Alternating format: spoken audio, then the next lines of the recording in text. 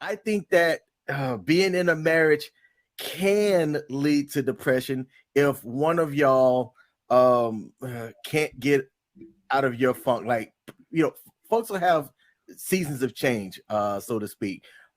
I think it's up to that individual person to get right. Now, if I'm trying to be a husband and doing work and taking care of everything else, and then I'm that guy that comes back and sits in the driveway because I know once I get in, my significant other is gonna be in my ears about everything and nagging instead of showing some support and vice versa.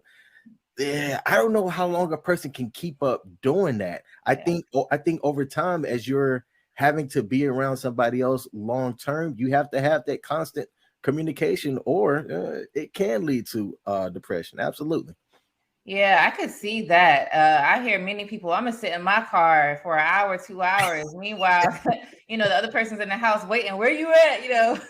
And it's kind of sad. We laugh, but it's so sad. But so this is the thing. So as I always tell my clients before they get into a marriage, I try to prepare them to make sure that they have an underlining, healthy, understanding communication. When I say understanding, that means everyone is different. The way how I communicate with you and the way how I'll communicate, let's say, with another person, it may be a little bit different based off of how we both are. So when you're in a relationship, you guys have to understand each other. Mhm. You two both are different. So having an understanding communication, making sure you guys are crossing words that you guys understand, because we all come from different paths of life. So, for example, I'm from the north, my husband's from the south.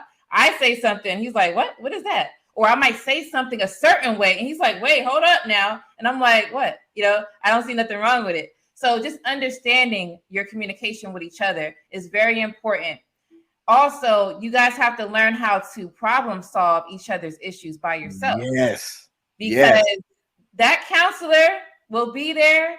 But like I said, they don't know you as much as y'all know you, right? So you guys have to learn how to effectively communicate and fix the issues without having an argument. So tones have to be like monotone type.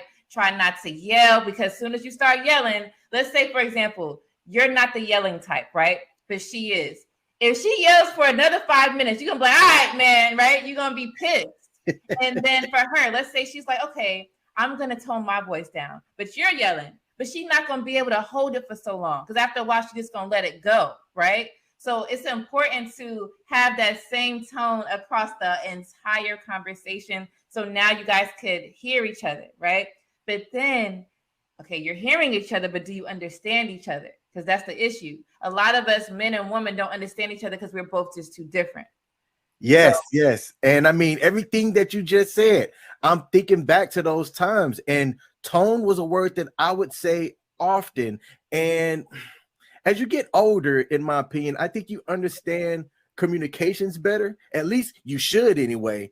yeah, And oh, man, it'd be so many times where I just say, "Hey, I would tune you out because you're real emotional with what you're saying, and I don't receive that kind of stuff well." Like for yeah. me, it was better received if the tone was a little bit different. And you have no many times that arguments were started, and I would just tune out because I'm like, look, I'm not going to sit here with you talking to me this way. When you can calm down, come back and let me Mhm. know. But if I were to say, "Hey, calm down," that's like lighting a fuse. Then you're still not really even talking about or discussing the thing that you're trying to work on. So I think understanding each other's communication style is key, and finding a way to be able to deliver that message so that the other person can receive it is important. But you have to know yourself to be able Right. to do that. Right. And that's the thing, though. The only thing is, people like that love language situation. I don't promote the love language thing, because love language has changed. You can have a love language. They have the love language of affection and all these things, but as you get older, it might not be the same. So why stick on something like that? I just think, make sure you guys, because that's how you get stuck, right? They say we grew apart because you guys never grew together. You get what I'm saying? If you're growing together, you won't be so focused on a love language, which is one thing. You will be focused on, okay, these first 5 years, this is what we like to do. This is what I like. This is what he liked. The next 5 years might be different. You know what I'm saying? So why focus on something and be stuck on that and then be like, oh, we didn't grow together? No, you're not going to grow together being on one thing. You got to know how to elevate. You got to know how to accept change is what I'm trying to say. So I say, understand how you guys love to do things, or if you like to do things together, or you understand that she needs more space, and then she understands that you need more space. Give each other that space. Don't force stuff. I'm all about, not forcing it. Make sure it's natural. But I had a question. So when you said she checked out, do you know why she checked out? If I were to put words in her mouth, I would say that she checked out because I wasn't giving her what she needed.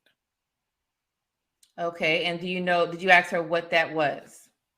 Yes. So I'll talk about it because I've talked about it in various other formats before. We got to a point to where the sex in the relationship slowed down, and it slowed down a lot. And the issue didn't come on her end, which is what you would hear people talk about. It actually came from me. I was diagnosed with a cardiac condition in my late